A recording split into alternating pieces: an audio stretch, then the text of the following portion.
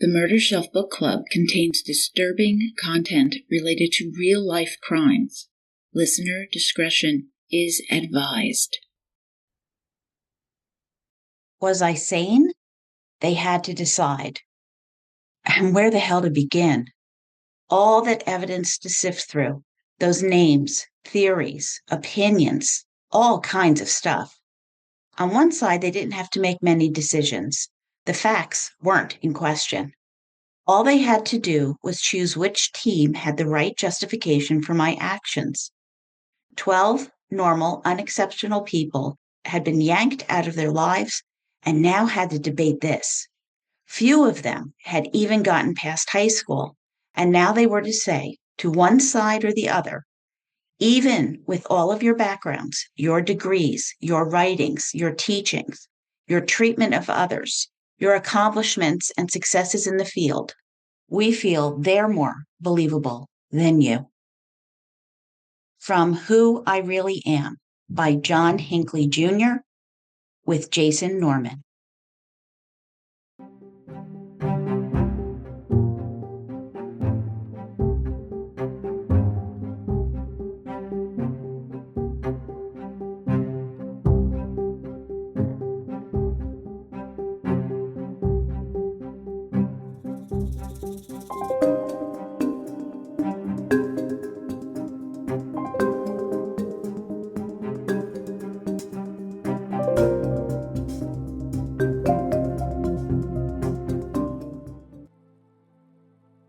Welcome to the Murder Shelf Book Club podcast. I am your host, Jill. Today we have a humdinger of a special episode. Today I am speaking with author John Hinckley Jr. and Jason Norman on the book, Who I Really Am. The name John Hinckley Jr. may be familiar to some of you, but his crimes took place back on March 30th, 1981. So bear with me as I explain a bit about what happened on that day for those of you who do not remember or weren't even born yet. So on March 30th, 1981, President Ronald Reagan was delivering remarks at the AFL-CIO luncheon at the Hilton Hotel in Washington, D.C. On leaving at 2:27 p.m., 6 shots rang out, delivered in 1.7 seconds. From a .22 caliber ROM RG-14 revolver, firing devastator bullets, which are designed for maximum damage and sometimes explode on impact. The first bullet hit White House Press Secretary James Brady in the head above his left eye, causing extensive brain damage. District of Columbia police officer Thomas Delahaney heard gunfire, turned, and he was shot in the neck. He would fall across Brady screaming, "I am hit." Hearing shots, special agent in charge, Jerry Parr, grabbed Reagan by the shoulder and dove with him towards the open rear door of the presidential limo. The third shot missed the president, flying overhead, striking a window in a building across the street. Reacting, Secret Service agent Tim McCarthy spread his arms and legs, blocking the president. McCarthy was shot in the lower chest, hitting him in the lung and liver. The fifth round, it hit the bulletproof rear window of the vehicle as the presidential limo sped off. Rawhide, which was President Reagan's Secret Service code name, was thought to be unharmed, but on the drive back to the White House, Reagan felt some pain, thinking that Agent Parr had broken his rib. But then the president coughed up frothy blood. Quickly, they diverted to George Washington University Hospital, an action that saved the president's life. They later learned that the final shot had passed between the side of the limo and the door, striking the president under his left armpit as he was thrown into the back seat. The round grazed a rib and lodged in his lung, causing it to collapse before the bullet stopped less than an inch, 25 millimeters, from his heart. 3 minutes after the shooting, they arrived at the hospital. At the hospital, Reagan exited the limo and insisted on walking. He acted casually, smiling at the onlookers as he entered the hospital unassisted. But once inside, Reagan complained of difficulty breathing, his knees buckled, and he fell to one knee. He was in shock. His blood pressure was 60 compared to a 140 that is normal for 70-year-old males. Now, statistics from the time held a dire outcome for most 70-year-olds with this kind of wound. But fortunately, President Reagan was in excellent health. When First Lady Nancy Reagan arrived in the emergency room, Reagan remarked to her, quote, "Honey, I forgot to duck," end quote. Ultimately, Reagan survived the surgery by the chief thoracic surgeon, Benjamin L. Aaron. The president was released from the hospital after 2 weeks and had fully recovered by 6 months later. However, the same could not be said for James Brady, the press secretary. He suffered brain damage and was permanently disabled, and he died in 2014 as a result of his injury. At the crime scene, labor official Alfred Antonucci saw John Hinckley fire, hit him on the head, and wrestled him from behind. Tackled and controlled, Hinckley was thrown into the police car. He stoically asked if anyone knew the NCAA college champion score. No one did. He was taken to the local D.C. Metropolitan Police Station, the most secure location nearby. No one wanted a repeat of 1963, which was only 11 years earlier, when the assassin of President Kennedy was himself shot and killed. Being processed in, Hinckley asked if that night's ceremony for the 53rd Academy Awards would be postponed because of the shooting, and it turned out it was. Ronald Reagan was a former actor, and he had taped a message to be played, which was played, but the next evening. Officer Thomas Delahaney recovered, but he was left with permanent nerve damage to his left arm and was ultimately forced to retire on disability. Agent Tim McCarthy recovered fully and was the first of the wounded men to be discharged from the hospital. James Brady, then 40 years old, survived, but his injury left him with slurred speech and partial paralysis that required full-time use of a wheelchair, among other complications. He and his biggest advocate, wife Sarah, saw that the Brady Handgun Violence Prevention Act was signed into law on November 30th, 1993, and it's often referred to as the Brady Bill. It mandates federal background checks on firearm purchases in the United States. It also imposed a 5-day waiting period on purchases until the National Instant Criminal Background Check System, the NICS, was implemented in 1998 during the Clinton administration. The intention of this act was to prevent persons with previous serious convictions from purchasing firearms.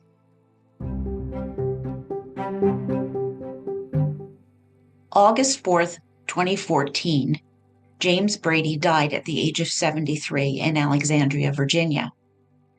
4 days later, the Virginia medical examiner ruled that his death was a homicide, so the injuries inflicted 40 years earlier ultimately had caused his death. Sarah Ann Hughes of the DCist reported, quote, that the traumatic brain injury sustained by Mr. Brady created difficulty managing oral secretions and food and led to aspiration pneumonia and other chronic diseases. The chief medical examiner thus concluded that Mr. Brady's death was determined to be caused by a gunshot wound to the head and consequences thereof, end quote. Now, before 1987, the Washington, D.C. courts followed the year and a day rule, by which a homicide prosecution could only be brought if the victim died within a year and a day of the injury causing death. At the time that Hinckley made his assassination attempt, shooting Brady, the year and a day rule was still in effect, so John Hinckley would not be charged with Mr. Brady's homicide.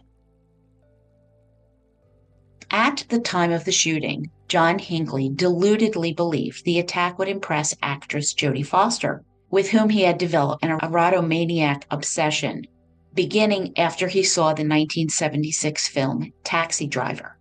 John insists that the 12-year-old actress did not arouse him, but he took note of her career from that point forward. In Taxi Driver, he was far more interested in the deranged character Travis Bickle, who attempts to assassinate a presidential candidate. That is where this idea began to fixate in John's mind.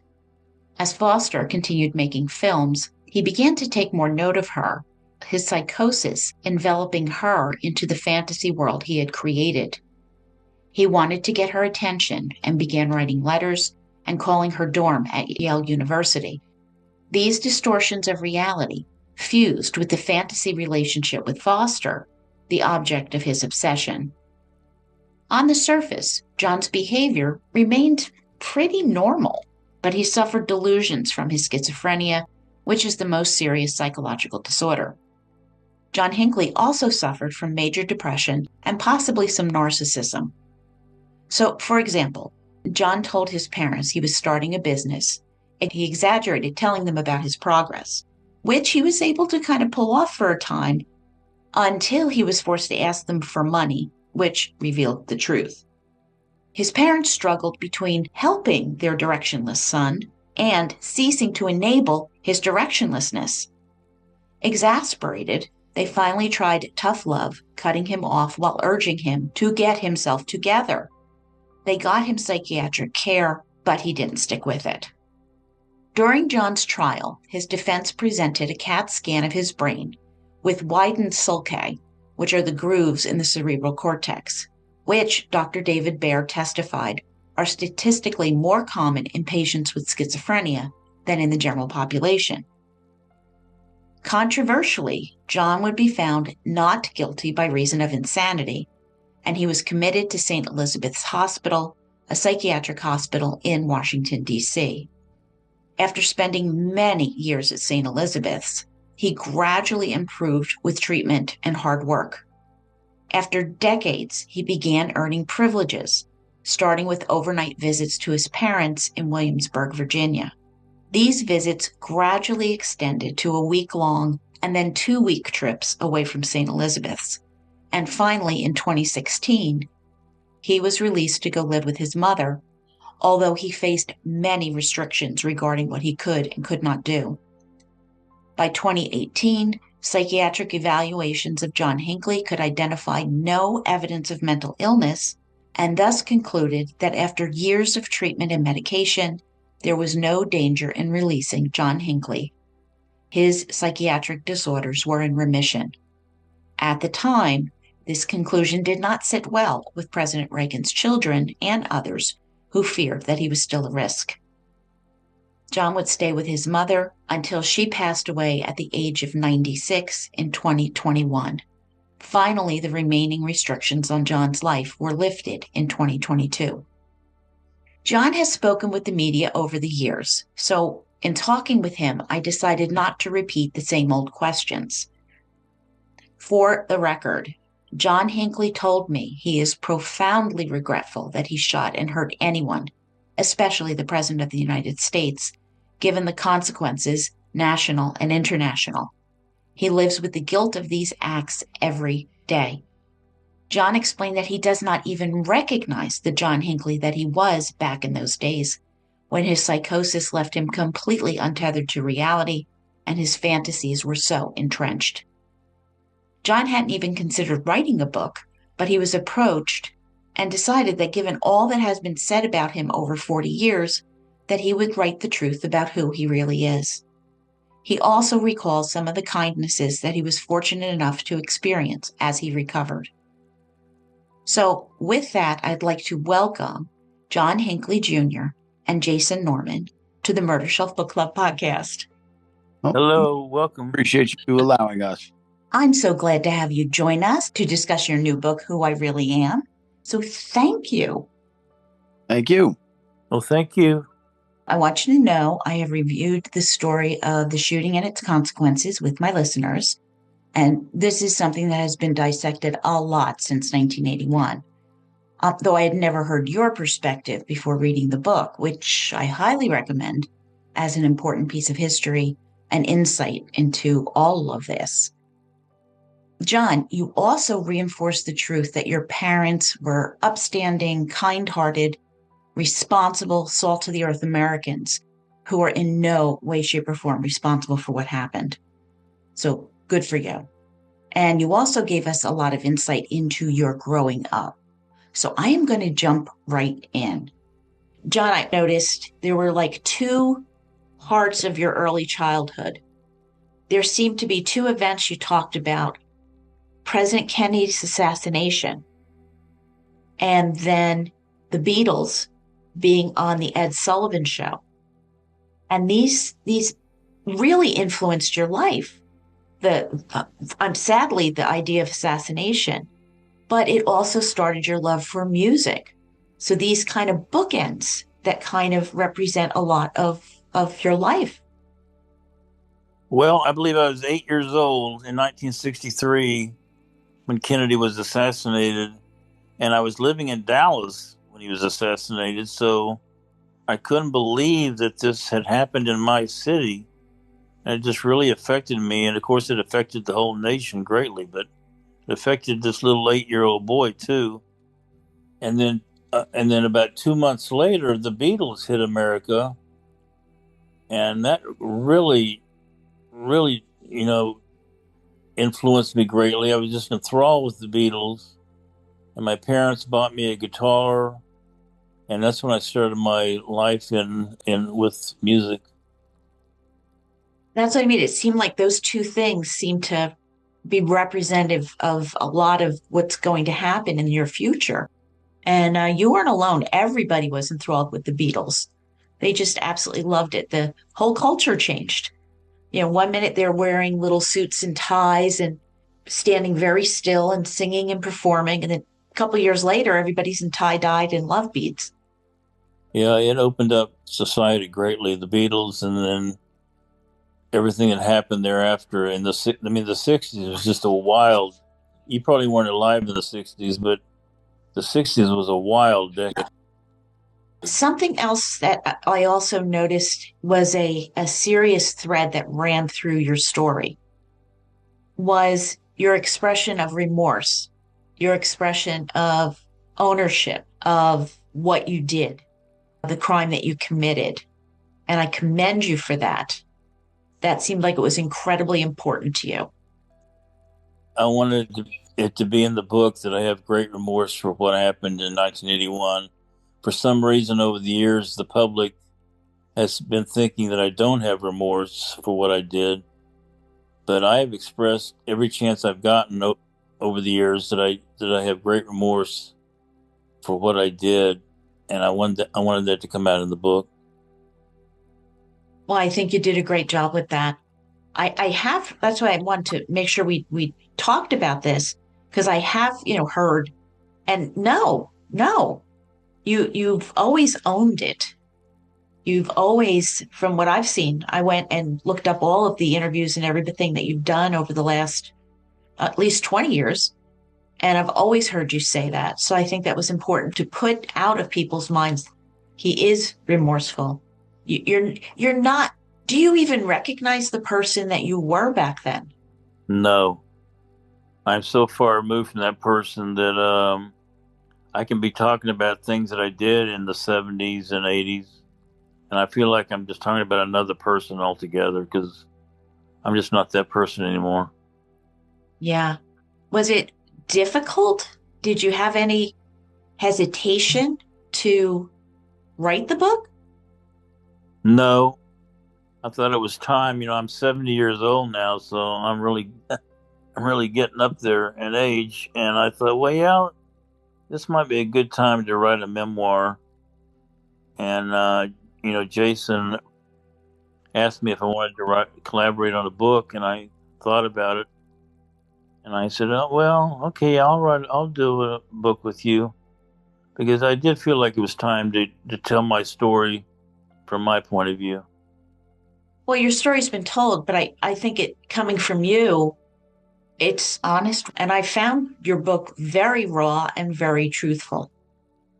Well, there's been this, negative image of me for 40-something years, this government-sided image of me. So I wanted the public, if they read the book, to see the person that I really am, that I'm, just so far removed from that person in 1981, and I hope that comes out in the book. I think it does. So, John, why don't you tell me about in the hospital when you first get there and you're the first time getting medication, how that healing began? I got to St. Elizabeth the day after my verdict on my trial. I was sent to St. Elizabeth and to begin my treatment, and I was immediately put on medications and put into therapy groups. I got an individual therapist, and so I was receiving all this therapy and medication. But early on, I also met a woman named Leslie DeVoe. She was a patient there at the hospital too, and she was a wonderful person, and we fell in love and developed this long-term relationship. And I always credit her as being the person who got me well and got me out of my depression and my delusions. Her name was Leslie DeVoe. She has since passed away, but she was an angel in my life. I'm sure you didn't expect that kind of thing to be happening as you're under all this psychiatric care. Did you see the difference between an obsessive love and actual true love after Leslie? Yes. I mean, I saw that I was finally in a real relationship as opposed to the fantasy one I had with Jodie Foster. And yeah, it just totally brought me out of that depression that I had and the grand delusion I had that I was going to have this magical union with Jodie.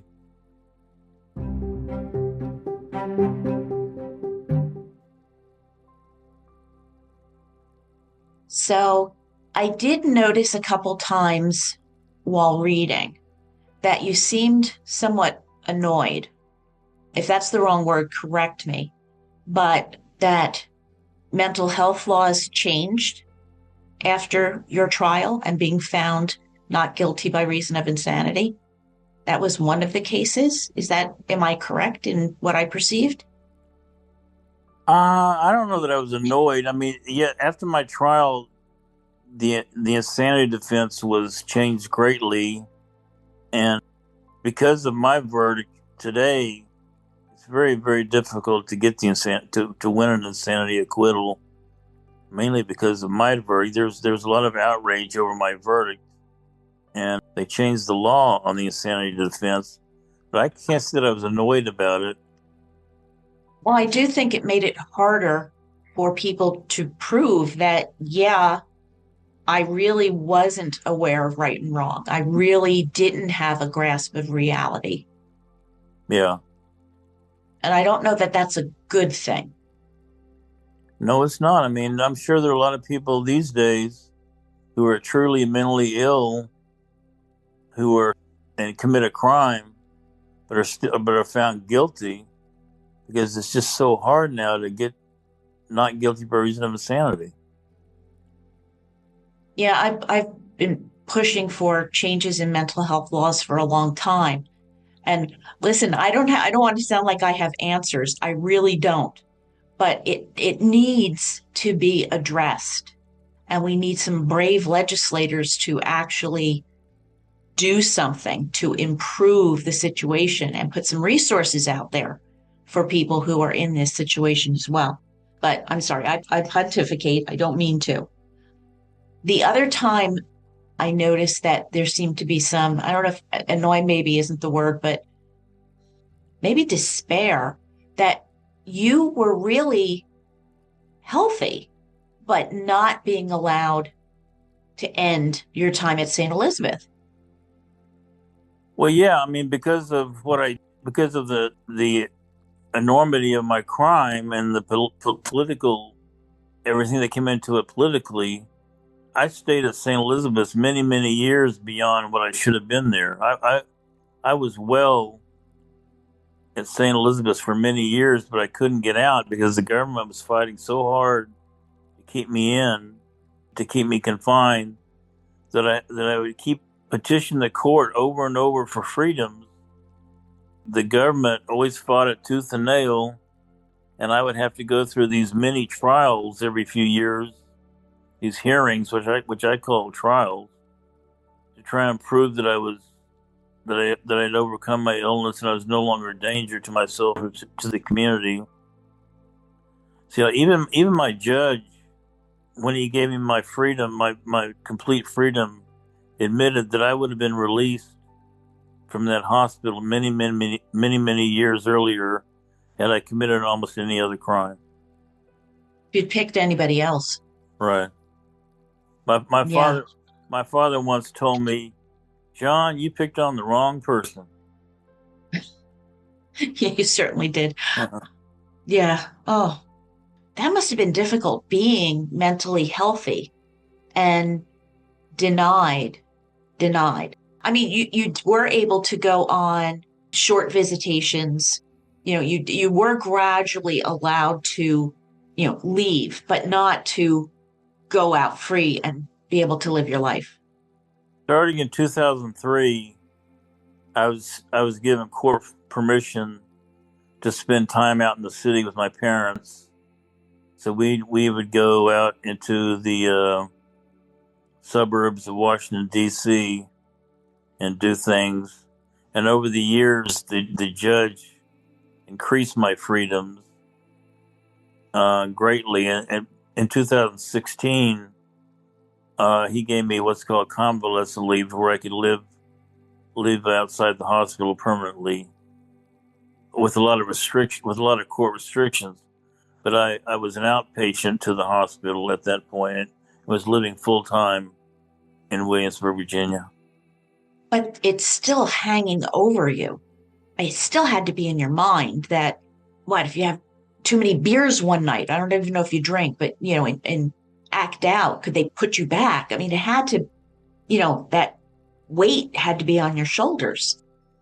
Oh, yeah. I mean, I had 37 court restrictions after I got convalescent leave. So I was still having to toe the line and live this perfect life to where I just could not even jaywalk, or they'd bring me back into the hospital.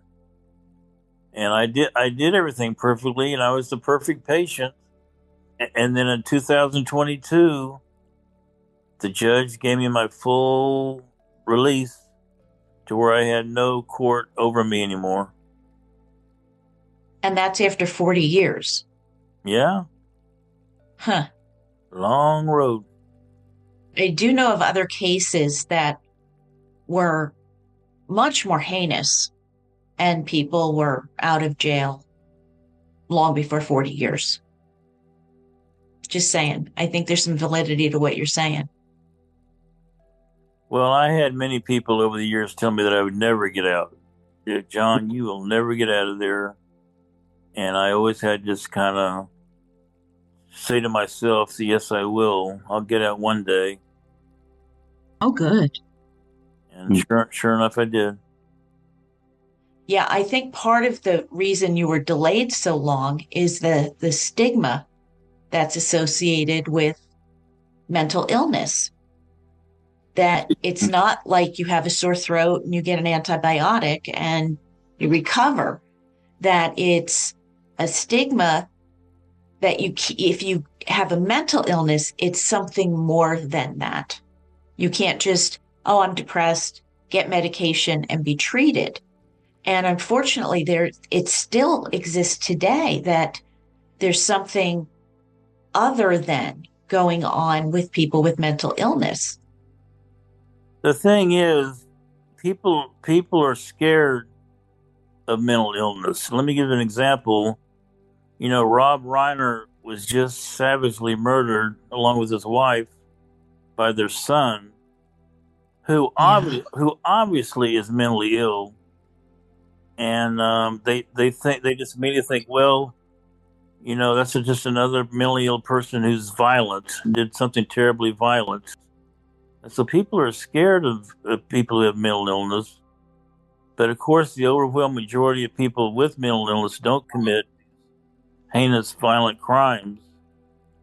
And I think that's where the stigma comes in, is people are scared of mental illness. Well, they're scared. They don't understand it. Yeah, a tiny fraction of people with mental illness are violent or dangerous to anybody. And people don't understand it. So they're frightened of what they don't understand. But it's like, guys, we're in the 21st century. I think we need to make an effort to let people know, look, you're having a bad time. I've noticed that with some of the research that they've done, that you'll get depressed, for example, and it will end. It will run its course. It will end. It's misery while you're going through it, but it will end. The catch is, though, if you get medication, it ends much more quickly. And they will note that your brain has changed after the depression and not for the better. So it's better to just get treated. I mean, who wants to let strep throat go into something more serious? George Washington died of strep throat. Okay. You just go get the medication. I agree. I've always, there are people who say that, that psychotropic medications don't work, but I am here to tell you that they work for me. So. Well, you have to find the right dose. And now they're even getting better now where they can be done with a look to DNA and your genetic background and created for the patient so they don't have to guess which one is going to work for you. They can actually figure that out ahead of time. I don't think people understand psychosis. I think they have an image, going back to this stigma, but I think they have an image of psychotic people as giggling and lashing out and frothing at the mouth. And that's not psychosis. And I think you are somewhat of a loner. I think you're somewhat on the quiet side, introverted. So I think it would have been harder for someone observing you to see anything but a young man with a guitar and, maybe talking to himself a little bit but we all do that. So I don't know if it would have been that obvious. You wrote in your book too, that psychosis is not something that you see unless you know what you're looking for. Well, I was writing a lot of poetry in the 70s and early 80s. If you read some of those poems, you'll see my suffering and my depression and my psychosis in my poetry. And quite a bit of the poetry is in the book. And I'm glad it's there because you'll see that I was really, really suffering. And it was coming out in my writings. It's pretty dark. Yeah. Yeah, it is. And I also want to point out that you were not, during a lot of this, you were not living with your parents. No, I was not.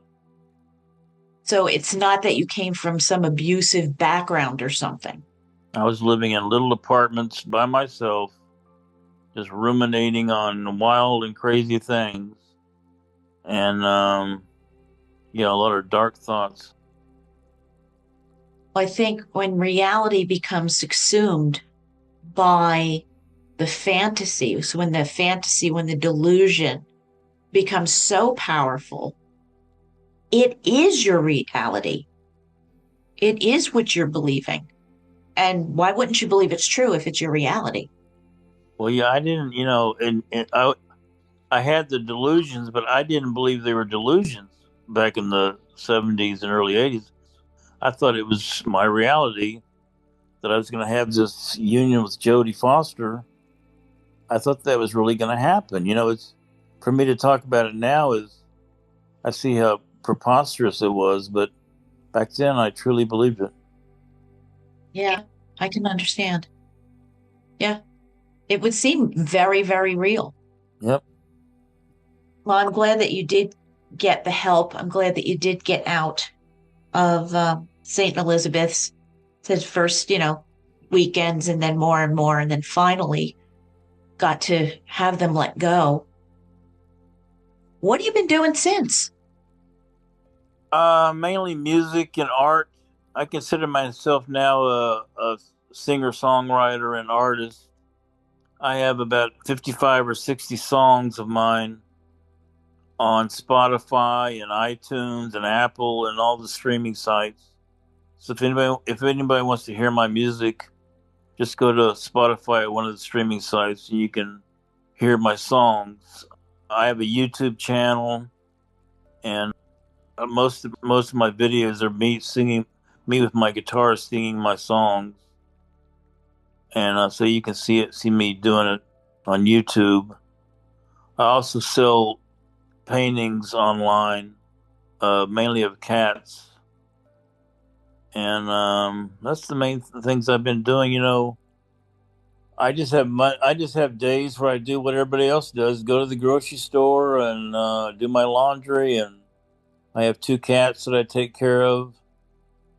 So I live a quiet life, but it's a good life. Good. I'm really glad to hear that. Would it be okay if I played some of your music on this episode? That'd be fine. Okay, because I did listen to some. I especially liked "I'm Just a Lonely Dreamer." Right. Yeah, that's. I think that's my favorite. Well, you can play that if you want to. Yeah, I will definitely link your information to my blog where I put all my sources and whatnot. So we'll have that there so people can find you if they're interested. And you never know. You got to be in it to win it. Huh. Maybe I'll be discovered that way, yes. So with John's permission, I'm going to play part of his song, "The Majesty of Love," edit it a little bit for time. We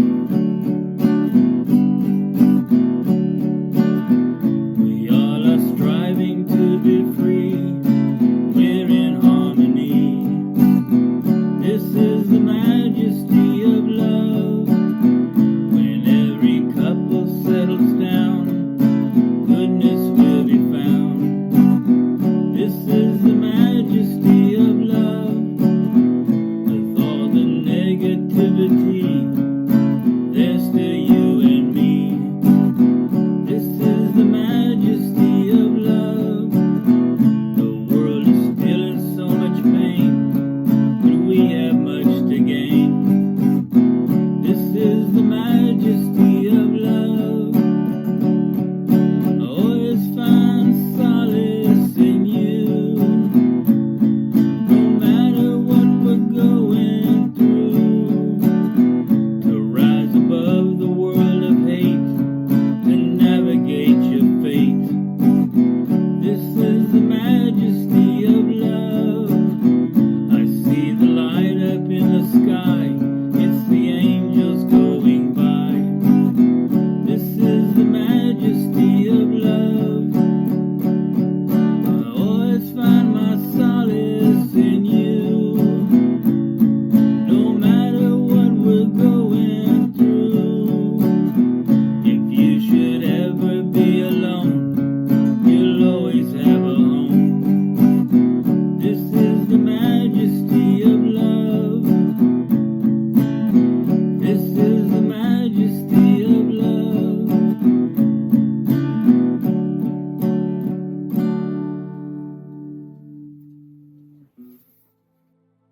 And there you have John Hinckley Jr.'s "The Majesty of Love." Thank you. Have you considered doing a book of poetry? Well, I wish I had saved all those poems, but the poems are long gone, and a few of them were retrieved and were put in the book. But I had dozens and dozens and dozens of poems that I'd written, but unfortunately they're long gone. Yeah. Okay. I have to ask you if there's anything we want to include. I just want to get the word out that my memoir has just been released. It's called "Who I Really Am," and it tells my story from day one till now.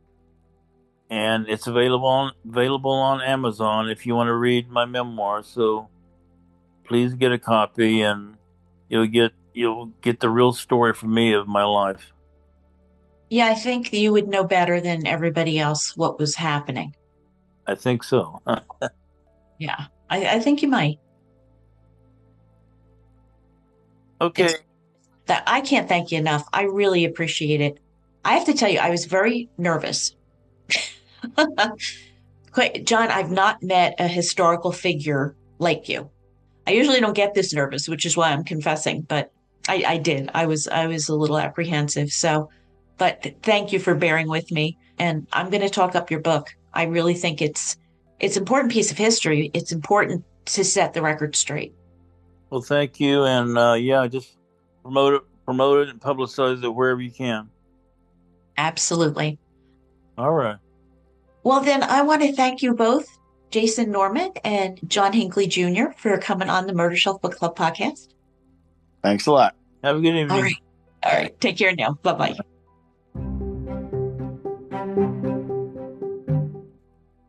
Well, Murder Bookies, that wraps up my interview with John Hinckley Jr. and Jason Norman discussing their book, Who I Really Am.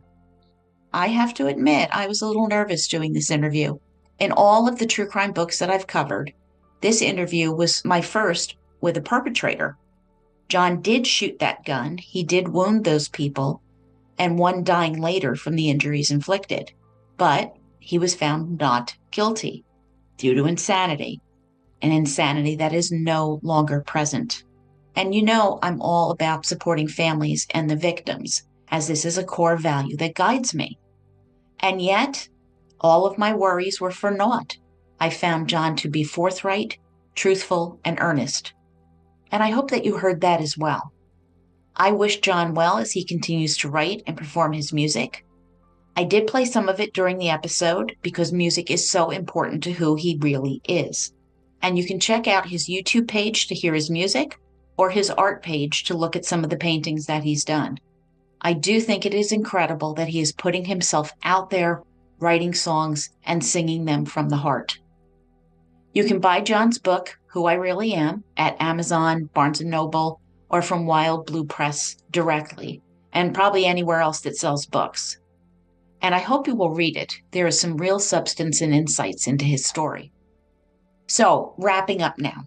My next episode on Incendiary by Michael Cannell will drop next week as criminal profiling is born, and as we begin to get answers as to who has been bombing movie theaters, expositions, bathrooms, train stations all over New York City for the last 16 years. I also have a number of special episodes in the works, some looking at the developments into the Long Island serial killer case, which will be coming to trial in 2026, and a look back at one of my most popular book trilogies with the author. So subscribe so you don't miss a thing. Join me on Patreon at www.patreon.com/Murder Shelf Book Club for our monthly Zoom call and our serial killer class on the first Thursday of each month. We are into serial killer case studies now. And exciting news, my merch shop is open. With the Hamptons Whodunit coming up in April and CrimeCon in May, you won't want to miss out. If you still need a ticket to CrimeCon Las Vegas 2026, use my code, one word, all lowercase letters, MurderShelf, to enjoy a 10% discount. You can also find me on X, Facebook, Instagram, YouTube, and LinkedIn. All of my sources are on my blog at www.murdershelfbookclub.com, February 2026. And don't hesitate to email me at jill@murdershelfbookclub.com. Thank you for being part of this journey. I see you as you hear me.